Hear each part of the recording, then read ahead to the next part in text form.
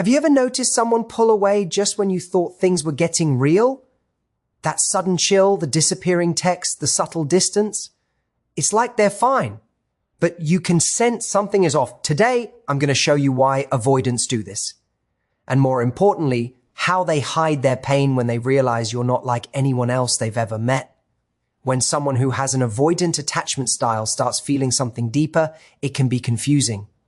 On the surface, they might act aloof, detached, or even disinterested, but inside, there's a storm of emotions they don't know how to handle. They're not rejecting you because of you. They're rejecting their own fear of closeness. And when they realize that you are different, someone who challenges them, someone who won't play the usual games, that's when things get complicated. Avoidants hide their pain in ways that might seem mysterious or even frustrating. They may act like everything is normal, but their internal struggle is real. Understanding these patterns isn't about making excuses for them. It's about giving yourself clarity, protecting your heart, and seeing the truth of the connection for what it really is. They say actions speak louder than words, but with avoidance, the opposite is often true. What you see on the surface rarely reflects what's happening underneath. They have a remarkable ability to put on a mask of indifference, a mask so convincing that it can make you doubt your own instincts. One moment they're laughing with you, engaged, playful, and charming, and the next there's a subtle coldness, a slight distance that seems out of place. On the outside, it looks like they're perfectly fine, maybe even unaffected by the growing bond between you, but inside, they're often anything but fine. Their emotions are swirling, complicated, and intense, but they've been conditioned to believe that showing vulnerability is dangerous. They've learned that closeness is risky, that expressing pain or longing can push someone away, so they develop a careful, practiced exterior to protect themselves. This mask of indifference is their way of surviving the discomfort of intimacy without feeling exposed. It's important to understand that this behavior is not about you. It's not about a lack of interest or care. It's about fear. Fear of being seen too deeply, fear of losing control over their emotions, and fear of the intensity that real connection brings. Avoidants have an instinct to self-protect, and their method is often emotional camouflage. They'll keep conversations light, make jokes when things get heavy, and sometimes retreat entirely without explanation. You might notice them physically present but emotionally distant, nodding along while their mind is elsewhere, or responding in ways that seem casual but are carefully measured to avoid revealing too much. Every smile, every laugh, and even every affectionate gesture can carry an undercurrent of tension because they are simultaneously craving closeness and terrified of it. Even small things, like taking a long time to respond to a text, avoiding deep conversations, or deflecting questions about their feelings, are part of this mask. They're not meant to hurt you, but to keep themselves safe. It's a delicate dance between wanting to connect and needing to stay protected, and it can leave you feeling confused or even doubting your own perception of the relationship. This mask doesn't mean they're cold or uncaring. It's a defense mechanism that allows them to navigate emotional intensity without feeling completely overwhelmed. Recognizing this behavior can help you see the difference between genuine disinterest and fear-based self-protection. You begin to notice the contrast between what's visible and what's hidden, understanding that there's often more beneath the surface than they're ready to show. Their indifference is a shield, not a statement about your worth, and their inner world, though concealed, can be full of complexity, longing, and vulnerability that they just aren't ready to express. When someone with avoidant tendencies starts to sense that the connection is getting deeper, something almost instinctual kicks in. There's a shift, often subtle at first, but undeniable if you pay attention.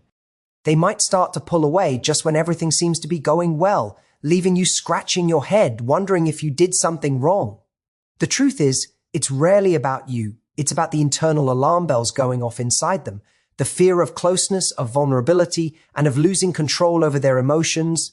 Avoidants have learned to protect themselves by creating space when intimacy grows too intense, and this distancing is a reflex, a way of preserving their sense of autonomy. It's not a punishment or a reflection of your value. It's a coping mechanism that has been built over years, sometimes decades, of navigating relationships with caution and self-preservation. You'll notice patterns in how this withdrawal happens. They may become less communicative, answering texts or calls later than usual, keeping conversations short, or avoiding topics that hint at emotional depth. Their physical presence may remain, but the warmth, attentiveness, and engagement start to fade. They might cancel plans or seem distracted when you're together. On the surface, it can feel like rejection, but in reality, it's a defensive maneuver, a way of testing the waters while keeping a safety net. They are trying to manage the internal tension between wanting closeness and fearing the vulnerability it brings. What's particularly confusing is that avoidants often continue to engage just enough to keep the connection alive. So it's never entirely clear where you stand. They might flirt, joke, or show small gestures of affection, all while emotionally retreating. This push-pull dynamic can leave you feeling unsettled, questioning the stability of the relationship, and wondering if you imagined the moments of connection that felt real. And that's exactly why they do it. They're navigating a delicate balance, trying to honor their own need for space while being drawn to you at the same time. The key to recognizing this behavior is noticing the timing of their withdrawal. It often happens at the point when a relationship begins to demand more vulnerability, more emotional sharing, or more consistent presence. The closer the connection feels, the louder their internal resistance becomes. They're not rejecting the relationship, they're reacting to the intensity of their own feelings and the fear that intimacy could overwhelm them. Understanding this doesn't excuse inconsistent behavior, but it provides clarity. You begin to see that their distancing isn't a reflection of your worth. It's a reflection of their internal struggle. Recognizing these patterns allows you to navigate the relationship with awareness, responding with compassion and discernment rather than confusion or self-blame. Even when avoidants appear calm and collected, there are subtle signals that betray the storm of emotions they're trying to hide. These micro behaviors can be almost imperceptible at first, easy to dismiss as coincidence or mood fluctuations, but they often reveal a deeper internal struggle. It could be a lingering sigh, a quick glance away when a conversation touches something meaningful, or a hesitation before responding to a question about feelings. They might make offhand comments that seem casual but carry a weight of discomfort, or they may avoid eye contact at moments when intimacy feels imminent. These tiny signals, when noticed collectively, paint a picture of someone wrestling with emotions they are not ready to express. Avoidants are experts at maintaining a facade of composure, so the signs are rarely overt. Instead, they manifest in inconsistencies. One day they're deeply engaged and warm, the next slightly distant or distracted. They may initiate conversations and interactions as usual, but there's a subtle undercurrent that something is off. A pause, a shift in tone, or a subtle defensiveness. Sometimes they may laugh a little too loudly at a joke, or they may change the subject when it veers toward vulnerability, steering the conversation back to safe territory. These behaviors are not meant to hurt or confuse you. They are coping strategies, a way to manage the intensity of emotions without feeling completely exposed. Another common signal is what feels like a disconnect between words and actions. They might say they care or enjoy your company, but their body language, timing, or engagement tells a slightly different story. For example, they may agree to plans but arrive late, or they may respond warmly in person but take hours to answer messages. These small contradictions reveal the tension between what they want and what they are capable of showing. It's their way of navigating closeness without allowing themselves to feel vulnerable in ways that could be overwhelming. Recognizing these subtle signals can be incredibly empowering because it helps you understand that the apparent detachment is not a reflection of your value. Instead, it's a mirror of their own internal conflict. The push and pull between desire and fear. By observing these behaviors without immediately internalizing them, you gain insight into the emotional landscape of an avoidant partner. You begin to see patterns and understand that the distance you feel is often temporary, a reaction to the intensity of real connection rather than a rejection of it. The beauty of noticing these micro behaviors is that it allows you to approach the relationship with clarity rather than confusion. You can differentiate between moments of self-protection and moments of genuine disengagement. You can respond with awareness, knowing when to give space and when to encourage connection without taking their distancing personally. Over time, This understanding builds a framework for navigating relationships with avoidance in a way that respects both your needs and theirs while keeping you emotionally grounded and aware. One of the most fascinating and often confusing aspects of avoidance is the intense inner conflict they experience between desire and fear. On one hand, they are drawn to connection, intimacy, and the warmth that comes from being with someone who understands them. On the other hand, they are terrified of what closeness might demand of them emotionally. This tension can be so powerful that it dictates their behavior without them even fully realizing it. When they encounter someone who is genuinely different, someone who challenges their usual patterns, someone who doesn't shrink from emotional depth, it can trigger a cascade of conflicting emotions. They want to be close, to explore this rare connection, but the fear of vulnerability and loss of control pushes them to retreat. This inner tug of war often manifests in behavior that seems inconsistent or contradictory. They may initiate intimacy with a kiss, a message, or a personal story, and then suddenly withdraw. They might express admiration or affection and then pull back without explanation. To an outside observer, it can feel bewildering. One moment they seem fully present, the next they appear detached, but what's really happening is a psychological balancing act. They are simultaneously craving closeness and trying to protect themselves from the very thing they desire most. This is why relationships with avoidance often feel like a push and pull, like a dance that's choreographed by both longing and fear. The difference between someone they feel safe with and someone who challenges them is significant. When they realize you are different, it disrupts the familiar patterns they have relied on. Most avoidants have a safe distance template for relationships, a predictable way to engage without feeling overly vulnerable. When they encounter someone who refuses to follow that pattern, someone who calls for authenticity, presence, or emotional honesty, it creates tension.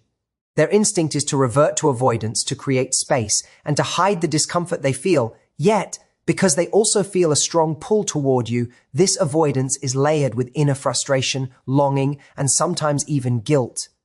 You can often sense this internal struggle if you pay attention. They might alternate between warm and distant behaviors, sometimes apologizing or explaining, other times offering nothing at all. Their mind is working overtime to reconcile the desire for closeness with the fear of exposure. They might analyze every interaction, trying to figure out how to stay close without feeling emotionally overrun. In some cases, this internal conflict can even make them act irrationally or overthink simple gestures. They are caught in a tension that is uniquely theirs, and while it can be frustrating for the person on the receiving end, it is also a window into their complexity. Understanding this inner conflict allows you to approach the relationship with empathy and clarity. You see that their distancing is not a rejection of you, but a reflection of the battle happening inside them. Recognizing this gives you the power to navigate the relationship without internalizing their fear or taking it personally, and it allows you to respond in ways that honor both your needs and theirs. Recognizing the way avoidants hide their pain and navigate their internal conflicts is not just about understanding them, it's also about protecting yourself when you can see these patterns for what they are. You stop confusing their behaviors with reflections of your worth or your value in the relationship. Avoidants often leave a trail of mixed signals, small inconsistencies, and emotional distance that can make you question whether you're enough, whether you misread their intentions, or whether something is wrong with you. But understanding their mechanisms, the mask of indifference, the retreat when intimacy grows, the subtle cues of discomfort, gives you a lens through which to view the situation objectively. You begin to recognize that their distancing isn't personal. It's a manifestation of their own fear and coping strategies. This awareness is incredibly empowering because it allows you to respond with clarity rather than confusion or emotional reactivity. Instead of spiraling into self-doubt when they pull away, you can step back and observe the behavior with discernment. You learn to separate your emotional reality from theirs, to see that their avoidance is not an accurate measure of your worth, and to make decisions that prioritize your emotional well-being. This is especially important when they pull away at moments of increased intimacy or vulnerability, which is often when you most need reassurance. Recognizing the pattern prevents you from chasing or overcompensating, from sacrificing your own needs to accommodate their fear. It also allows you to set boundaries with compassion. You can engage with an avoidant partner in ways that honor their emotional limits while still protecting your own heart. You might give them space when they retreat, but you also know when to insist on clarity or honest communication. This balance is crucial. It prevents you from being caught in endless cycles of confusion and frustration, and it ensures that you maintain a sense of agency in the relationship. Awareness of these patterns allows you to choose whether the connection serves you or drains you, without being manipulated by emotional ambiguity. Furthermore, recognizing these behaviors cultivates emotional intelligence and patience. You become attuned to subtle cues, able to read what's unsaid, and better equipped to navigate the push and pull dynamics inherent in avoidant relationships. You also learn to manage your expectations realistically. When you understand that avoidance is fear-driven, not value-driven, you stop expecting constant availability, immediate closeness, or predictable emotional responses. This creates a healthier relational environment for both parties where interactions are guided by understanding rather than frustration or misinterpretation. Ultimately, understanding how avoidants hide their pain gives you power, not just insight. It allows you to interact with clarity, to maintain your own emotional equilibrium, and to recognize what is truly within your control by seeing their behavior for what it is. Fear-based self-protection. You can make choices rooted in self-respect and awareness, protecting yourself from unnecessary heartache while remaining compassionate toward the complexity of their internal world. This clarity transforms confusion into empowerment and observation into actionable insight. As we wrap up, the most important thing to remember is that understanding someone with avoidant tendencies isn't about excusing their behavior or tolerating inconsistency. It's about clarity, self-awareness, and emotional empowerment. By recognizing the ways they hide their pain, the subtle signals of withdrawal, and the inner conflicts they navigate, you gain insight not just into their world, but into your own needs and boundaries. You learn to separate their fears from your worth, to respond with compassion without sacrificing your emotional well-being, and to move through relationships with greater clarity and confidence. Thank you all for giving me your time and attention today. I hope these insights help you see connections more clearly, protect your heart, and approach relationships with both understanding and strength. Remember, knowledge is power, but self-respect is freedom. I deeply appreciate your presence here, and I hope you leave feeling a little more empowered, a little more seen, and a lot more in tune with the way people and their emotions really work. Thank you truly for listening, engaging, and being open to exploring this topic with me. It means a lot. Goodbye for now, and take care of yourself and your heart always.